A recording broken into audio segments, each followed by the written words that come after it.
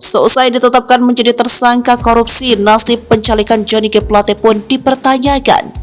Ketua Komisi Pemilihan Umum Republik Indonesia, Hasyim Asyhari, menyebut bahwa Menkominfo tersebut masih berhak untuk mencalonkan diri sebagai legislatif meski menjadi tersangka. Ia pun mengungkapkan alasan tetap memperbolehkan tersangka korupsi yang sudah merugikan negara sampai 8 triliun rupiah tersebut. Hasyim menegaskan aturan tetap memperbolehkan tersangka maju caleg bukan hanya untuk Jody, melainkan juga untuk semua caleg yang terkena masalah pidana dan berstatus tersangka.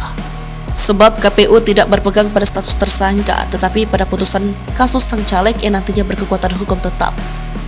Ia menyebut selama yang bersangkutan belum diputuskan secara ikhra atau berkekuatan hukum maka tetap boleh mengajukan diri sebagai bakal calon legislatif. Hasyim menyebut hal itu sesuai dengan Undang-Undang Pemilu Nomor 7 Tahun 2017. Jadi ukurannya apakah sudah putusan ikhra atau belum? Kalau misalnya statusnya belum sampai sana, itu Undang-Undang Pemilu Nomor 7 Tahun 2017. Yang bersangkutan masih berhak menjadi bakal calon.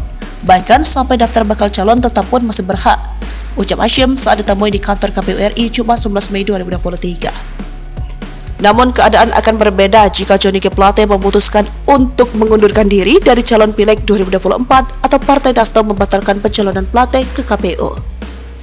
Tetapi pihak KPU berprinsip tetap menerima pendaftaran bakal calon legislatif yang berstatus tersangka. Itu terserah partainya, karena KPU ini kan prinsipnya menerima pendaftaran bakal calon dari partai, ujar dia.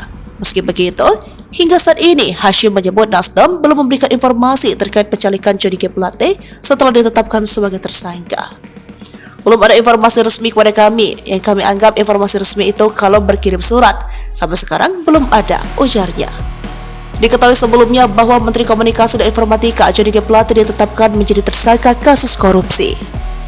Ia diduga korupsi dana penyediaan menara BTS, 4G dan infrastruktur bakti Kemenkominfo tahun 2020 sampai 2022. Akibat ulahnya itu, negara ditaksir harus menanggung kerugian mencapai 8 triliun rupiah.